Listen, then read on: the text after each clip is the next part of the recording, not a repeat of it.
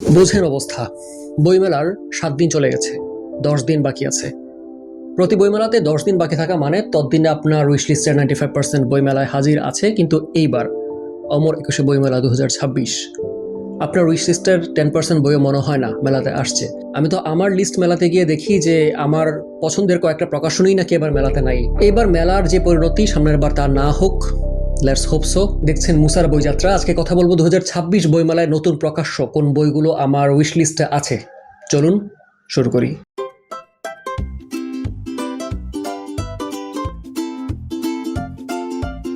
লিস্টে অনেকগুলো বই আছে, তার মাঝে দুটো পড়া হয়ে গেছে বা পড়ছি, সেগুলো দিয়ে শুরু করি। প্রথমত নিহিত আগুন দিন। এটা বইমেলার আগেই আমার হাতে এসেছিল, নালন্দা থেকে প্রকাশিত স্মৃতিভদ্রর উপন্যাস, মুক্তিযুদ্ধের প্লট। তো স্মৃতিভদ্র নামটাকে আপনারা রসুই ঘরের রোয়াক সেখান থেকে চিনে থাকবেন। ওনার উপন্যাস প্রথম পড়া হচ্ছে আমার। মুক্তিযুদ্ধের প্রেক্ষাপটে লক্ষ্মী নামের একটা মেয়েকে দিয়ে শুরু হয়, যার জীবনটা ছারখার হয়ে যায় আর সবার মতোই, এবং সে যখন প্রাণের ভয়ে পরিবারের সাথে সীমান্ত পার হয়ে ভারতে পালাইয়া যায়। এই বর্ণনাটা উপন্যাসের একটা বড় অংশ আপনারা শ্যামল ছায়া সিনেমা, জয়যাত্রা সিনেমায় দেখবেন যে মুক্তিযুদ্ধের সময়টাতে শুধু খালি পায়ে দৌড়ে বেড়ানো, পালিয়ে বেড়ানো, এটাই একটা রিপিটেটিভ প্রতিদিনকার যাত্রা ছিল মানুষের। একদিকে দৌড়াচ্ছি, ওপাশ থেকে খবর এলো যে মিলিটারি নাকি সামনের গ্রামে হামলা করছে, তো পিছন দিকে আবার দৌড়াও, কিন্তু পিছনেও তো আগুন। তো এই করেই হচ্ছে লক্ষ্মী এবং তার পরিবার আলটিমেটলি ভারতে গিয়ে পৌঁছায় শরণার্থী শিবিরে। পথে অনেককে হারায়, সেখানে পৌঁছেও অনেককে হারাতে হয়, এবং লক্ষ্মী নিজের জীবনকেও হারায় ফেলে। সে পরিণত হয় ঝুমরি রানীতে। সেখানে সে শরণার্থী শিবিরের পাশে সে অন্য অনেকগুলো মেয়ের সাথেই ভালনারেবল অবস্থায় জীবনযাপন করতে থাকে। তার পরিচয় হয় সেখানে কদম নামের আরেকটা মেয়ের সাথে, সে নিজ যুদ্ধের বলি। তো এই দুটা মেয়ের সার্ভাইভালের গল্প এইটুকু পর্যন্ত আমি পড়েছি, আরও 50 পেজেস বাকি আছে। উইশ লিস্টের বই বললেও এটার একটু ফিডব্যাক আপনাদেরকে দিতেই পারি। এটার লেখনী সোফার আমার খুবই সুন্দর মনে হয়েছে, একদম ক্লাসিক বাংলা উপন্যাস যেমন হয়। ক্লাসিকের কথা আমি বারবার বলি, কারণ বাংলা লিটারেচার পড়ে মন ভরে যাওয়ার যেই একটা বিষয়, সেটা সাম্প্রতিক লেখকদের মধ্যে, জনরা লেখকদের মধ্যে বিশেষত একদমই অনুপস্থিত। সেটা বর্তমানকালের পাঠকরা ভালো করেই জানেন, তো সেটা উল্লেখ করতে হয়। এইটা অন্তত লেখনীর ভ্যালুর দিক থেকে আপনার মন ভালো করবে, পড়ে ভালো লাগবে। এবং আমার কাছে আরেকটা বিষয় লক্ষণীয় ছিল, রসুই ঘরের রোয়াক যারা পড়েছেন জানেন যে জীবনের টুকটাক ডিটেইল এবং আনুষ্ঠানিকতা, এই যে ওনার শৈশবের স্মৃতির মধ্যেই এই দিন এইটা রান্না হচ্ছে, ওই তরকারিটা ওই বিষয় দিয়ে হয়, ওনার ঠাকুমা এই আচারগুলো পালন করছেন, এরকম ডিটেলগুলা উনি খুব সুন্দরভাবে লক্ষ্য করেন, যেগুলো কিনা বাঙালি জীবনযাপনের, বিশেষত বাঙালি হিন্দু জীবনযাপনের অংশ। এই বিষয়গুলো যখন উনি ওনার উপন্যাস রচনাতে, ওই লাইফস্টাইল রচনাতে ব্যবহার করেন, ব্যাপারটা আরও হোলসাম এবং বিলিভেবল মনে হয়। তো সেই দিক থেকে আমার পড়ে বেশ ভালো লেগেছে বইটা। সোফার আমি এটা রেকমেন্ড করবো যে কাউকে পড়তে। স্মৃতি দিদির রসুই ঘরের রোয়াক আমার অনেক প্রিয়, কিন্তু এইটা মনে হয় তার চেয়েও বেশি প্রিয় হয়ে উঠেছে। তারপর যে বইটা নিয়ে বলবো সেটা একজন লেখিকার ডেবিউ উপন্যাস। আমি সবসময় পছন্দ করি নতুন লেখকদেরকে ফিচার করতে পারলে। এই লেখিকা আগেও লেখালেখি করেছেন, তবে প্রথম বই এটাই প্রকাশিত হচ্ছে আজব প্রকাশ থেকে। বইটার নাম সিস্টেম গ্লিচ। আমার যে বয়স লেট 20s, আমি দেখেছি যে গ্র্যাজুয়েশনের পরে আমার বয়সী বন্ধুরা সবাই ঢাকায় থাকছে, সারা দেশ থেকে এসে চাকরি করছে, এবং এই সিনারিওটা অনেক বড় সংখ্যক ছেলেপেলের মধ্যে কমন। তাদের জীবনের প্যাটার্নটা অনেকটা সেম, চাকরি করা, চাকরির পাশে একটু সময় পেলে বন্ধুবান্ধব দেখা করা, চিল করা। তারা বেশিরভাগই ব্যাচেলর, জীবনটা একাকীও না, আবার খুব একটা হোলসামও না আগে যেমনটা ছিল, কেমন একটা রিপিটেটিভ নিয়মতান্ত্রিকতার মধ্যে। এই বড় সংখ্যক জনগোষ্ঠীর গল্পটা কিন্তু তাদের জায়গা থেকে কেউ লেখেনি। আমার এমন কন্টেম্পোরারি সাহিত্য খুব বেশি চোখে পড়েনি। তো সিস্টেম গ্লিচ সে জায়গা থেকে খুবই সার্থক। সুনীল নামের একটা ব্যাচেলর ছেলেকে নিয়ে গল্প শুরু। প্রতিদিন চাকরিতে যাওয়া আসা, তার যে বন্ধু বলয়, বন্ধুদের কারো কারো বিয়ে হচ্ছে, অ্যাডাল্ট জীবনযাপনের দায়িত্ব, এই সব কিছু নিয়েই গল্পর মধ্যে কথাবার্তা আসে। সিস্টেম গ্লিচ উপন্যাসটাতে আমি বললাম যে লেখিকা আগেও লিখেছেন, সেটার ছাপটা স্পষ্ট। ডেবিউ উপন্যাস হলেও খুবই পরিণত লেখনী। আমি প্রথমে বিশ্বাস করতে পারিনি যে এটা তার প্রথম বই।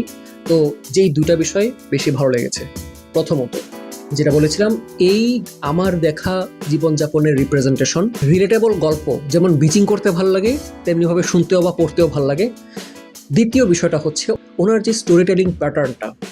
উনি ধরেন আমি খুব অপার হয়ে কোনো একটা বিষয় কল্পনা করতেছি, কল্পনার মধ্যে যে স্বপ্নজাল বলতেছি সেটার গল্প আমি বলে যাচ্ছি মুখে মুখে, হঠাৎ সম্বিত ফিরে পেলাম পাশের কারো একটা কথা শুনে। এটা ওনার স্টোরি টেলিং এর মধ্যে ছিল এবং পড়তে খুব ভালো লাগছে। এই যে দুম করে একটা ধাক্কা খেয়ে বাস্তবে ফিরে আসা, এটা বারবার ঘটছে। অ্যান্ড আমি চেষ্টা করব নেক্সট টাইম আপনাদেরকে ভালো করে বইটা নিয়ে বলতে। হাওয়েভার এই দুটো বইয়ের কথা বললাম, নিহিত আগুন, সিস্টেম গ্লিচ। তারপরে যে বইগুলোর কথা বলবো সেগুলো তো আমার পরে দেখা হয়নি, কিন্তু বইগুলো ছোট ছোট কারণে আমার অনেক বেশি প্রিয়। প্রথমত বাংলার পাহাড়ে জঙ্গলে একটা অনুবাদ। এই বইটা সম্পর্কে আমি কিচ্ছু জানি না, কিন্তু পড়বো, কারণ এই বইটা যিনি অনুবাদ করেছেন ওইটাও সেম অনুবাদকের এবং same kind of topic with the wild animals of Bengal. Yusuf S Ahmed, উনি ব্রিটিশ চাকরি করার সূত্রে ভারতের বিভিন্ন জায়গাতে, মানে ভারত বাংলাদেশ এই উপমহাদেশের বিভিন্ন বনে পাহাড়ে অ্যাডভেঞ্চারাস একটা চাকরি জীবন লিড করছেন। তো মেবি ওই টাইপেরও কিছু একটা হবে, যেহেতু পাহাড়ে জঙ্গলে বইটার নাম। আমি যে কোনো মূল্যে ওটা পড়বো, বিকজ এটা আমার পড়তে খুবই জোস লাগতেছে। তারপর অতীত ঢাকার আরও ইতিহাস, তারেক আজিজ স্যারের লেখা। ওনার অতীত ঢাকার আশ্চর্য ইতিহাস প্রথম বইটা আমি পড়ে খুবই পছন্দ করছি এবং এটা আমি অ্যাকচুয়ালি বাসায় রাখছি বাচ্চাদেরকে পড়ানোর জন্য, কারণ এইটা আমার কাছে মনে হয়েছে ঢাকা সম্পর্কে পড়ার গেটওয়ে বুক। ওটারই কন্টিনিউয়েশন। প্রথম বইটা ছিল কফি হাউস থেকে কলের গাড়ি, ছোট ছোট অনেকগুলো বিষয় নিয়ে আর্টিকেল। এই বইটা হচ্ছে জাদুঘর থেকে জাদুকর, এটাও আমার ভালো লাগবে আমি জানি। কথা প্রকাশের আরেকটা বই রোদের তাপ আর বাতাসের রং। এই বইটা সম্পর্কে যদ্দূর জানি মেবি 90s বা 80s ঢাকার মফস্বলী জীবনযাপনের গল্প। ওই সময়টাতে আমার চোখ ফুটেই দেখতে পাইছি হুমায়ুন আহমেদ এবং অন্যদের নাটকে সেই অ্যাস্থেটিক, 90s অ্যাস্থেটিক। তখন ঢাকা শহরটাই ছিল মফস্বল, আনসোল্ড। ওই সময়কার গল্প যদি কেউ প্রত্যক্ষদর্শীর জায়গা থেকে বলতে চায়, আমি পড়ব। মাসুদুল হকের নেক্সট বই জ্যান্ত। অসচরাচর তার একটা সিরিজ আছে, খুবই সফল, খুবই আলোচিত, 2টা বই আসছে। তো আসিফ নামের একজন ডাক্তার, যিনি কিছু এটিপিক্যাল কেস, মানে খুবই রেয়ার মেডিকেল কেস যেগুলো বাস্তবে ভিত্তি আছে এগুলার, এরকম কেসগুলো উনি ফাইল করে রাখছেন এবং সেগুলোর সলিউশন খুঁজতে গিয়ে রীতিমতো একটা রহস্য যাত্রার মধ্যে পড়ে যেতে হয়েছে। এতদিন ছিল গল্প, ছোট গল্পের 2টা বই আসছে, এবার এটাকে উপন্যাস আকারে থার্ড ইনস্টলমেন্টটা আসতেছে চিরকুট প্রকাশন থেকে। সো যেহেতু আমি আগেরগুলো খুবই পছন্দ করছি, এইটা পছন্দ করব, এই ভরসায় পড়তে যাচ্ছি। তারপর অন্য কারো খোঁয়ারি, সুহান রিজওয়ানের লেখা, বাতিঘর থেকে আসছে। এইটা আখতারুজ্জামান ইলিয়াসকে কেন্দ্র করে একটা উপন্যাস, সুহান রিজওয়ানের লেখা। সুহান ভাইয়ের বেশিরভাগ কাজে আমি ফলো করছি, ওনার লেখা আমার ভাল লাগে, ওনার থট প্রসেস ভাল লাগে। আখতারুজ্জামান ইলিয়াসের সাহিত্য আমার খুবই প্রিয়। এই 2টা মিলায় সুইট স্পট, এই বইটা আমি নিচ্ছি। রুৎকার নোট বই, একটা অনুবাদ, এটা এসেছে গ্রন্থিক থেকে। আনা ফ্রাঙ্কের ডায়েরি পড়েছেন না? দ্বিতীয় বিশ্বযুদ্ধের সময়কার একটা পোলিশ জিউইশ মেয়ে, সে মারা গিয়েছিল জার্মানদের হাতে এবং তার একটা ডায়েরি খুঁজে পাওয়া গেছিল ওই যুদ্ধের সময়টাতে তারা কতটা কষ্ট করে সার্ভাইভ করেছে সেই গল্প। তো রুৎকা নামের একটা পোলিশ বাচ্চা ছেলে, তারও একটা নোটবুক খুঁজে পাওয়া গেছে অ্যানা ফ্রাঙ্কের ডায়েরির মতোই, যুদ্ধের সময়টাতে যে নিজের কথাগুলো লিখে রাখছে। সেম ইন্টারেস্টের জায়গা থেকে পড়তে আগ্রহী আমি। অবসর থেকে আসছে দ্য ফল, আলবেয়ার কামুর একটা উপন্যাসের অনুবাদ, তানজিম রহমান অনুবাদ করেছেন, এই জন্য কিনতে চাচ্ছি। কারণ মিথ অফ সিসিফাস, কামুর আরেকটা বই আমি সংগ্রহ করেছিলাম, ওইটাও মেবি অবসর থেকে প্রকাশিত। যাই হোক, তো তানজিম রহমান ভাইয়ের সাম্প্রতিক লেখাগুলোতে দর্শন চর্চার ছাপটা প্রবল।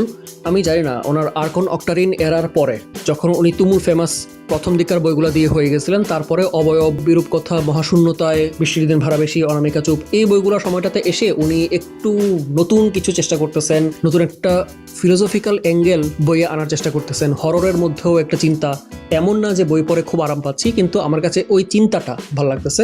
তো আমি এটাকে আরও ফলো করতে চাই। আর তানজিম রহমান, ওনার নাম দেখলে আমি বই কিনি।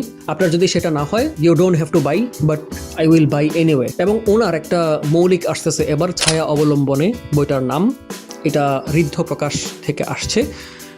এটা হরর, কিন্তু হররের আদলে মেবি পলিটিক্যাল ড্রামা থ্রিলার কিছু একটা করবেন। যাই হোক, আমি পয়সা খসাবো, কিনবো, পড়বো। ওইদিকে সালমান হক অনুবাদ করেছেন as long as the lemon tree grows. এইটা খুবই আলোচিত একটা ইংলিশ বই, একজন মুসলিম মেয়ের লেখা। তো এই বইটা আমি সালমান হক অনুবাদ করতেছে বলেই আমি একটু গিয়ে খুলে দেখবো, পড়ে দেখবো কেমন লাগে। কিনবো কিনা জানি না, কারণ আমি অনুবাদ কিনে পড়ি না ফিকশনের ক্ষেত্রে, সাধারণত ইংলিশে পড়তে পারি যেহেতু। উইটনেসিং দ্য আপরাইজিং বা এই টাইপের কিছু একটা নাম, ইউপিএল থেকে বইটা আসছে। বইটা লিখেছেন বা বইয়ের ছবিগুলো তুলেছেন এবং ওইটার আর্কাইভিং করেছেন হচ্ছে জীবন আহমেদ, একজন সাংবাদিক। তিনি যেই বিষয়টা নিয়ে বইটা লিখছেন অর্থাৎ 24-এর গণ আন্দোলন, ওই সময়টাতে উনি আল জাজিরার হয়ে কাজ করছিলেন। তো আল জাজিরার একটা ডকুমেন্টারি ছিল 36 জুলাই, ওটা দেখলে আপনি দেখবেন যে জীবন আহমেদ ওখানে সামনেই ছিলেন বেশিরভাগ সময়। তো ওনার চোখে উনি অনেক ওই সময়টাতেও উনি অনেক ইন্টারেস্টিং ছবি পোস্ট করছেন, এরকম খুবই বিখ্যাত কিছু ছবি ওনার তোলা আছে। তো ওনার ছবিগুলার কালেকশন যেহেতু বের হচ্ছে ইউপিএল থেকে, বইটা বোধহয় আমি কিনতে পারবো না, 2500 টাকা দাম।